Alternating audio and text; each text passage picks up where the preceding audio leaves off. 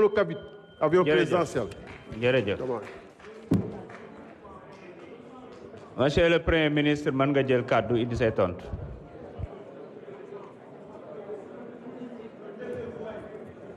S'il vous plaît. Nañu wéyal déglu bi.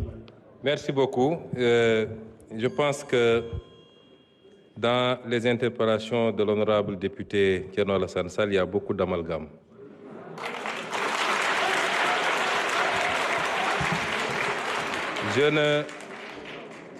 Je n'ose pas mettre ça dans la mauvaise foi, mais je pense qu'à un certain niveau, il faut prendre le temps d'aller écouter ce que les gens ont dit et non pas de se laisser emballer par les commentaires et les commérages. Je n'ai jamais dit que tel fonds était haram. J'ai dit que la caisse noire... Je voudrais après que vous ayez le temps d'écouter par vous-même. J'ai toujours dit que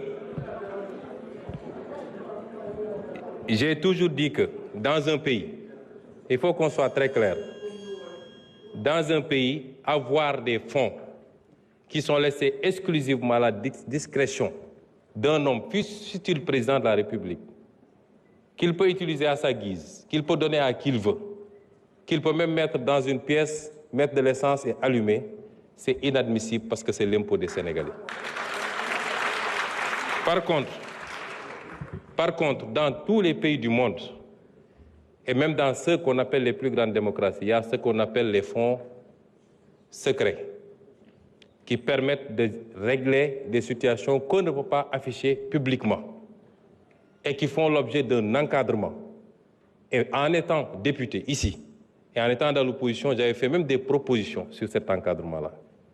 Et cela correspond à la vision de PASTEF qui sera matérialisée dans la gestion de ces fonds secrets. Parce que nous respectons toujours nos engagements, nous.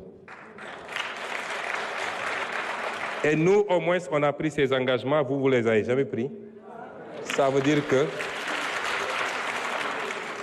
que vous auriez largement joui des fonds politiques, comme vous avez joui du régime de Macky Sall pendant des années sans avoir jamais dénoncé.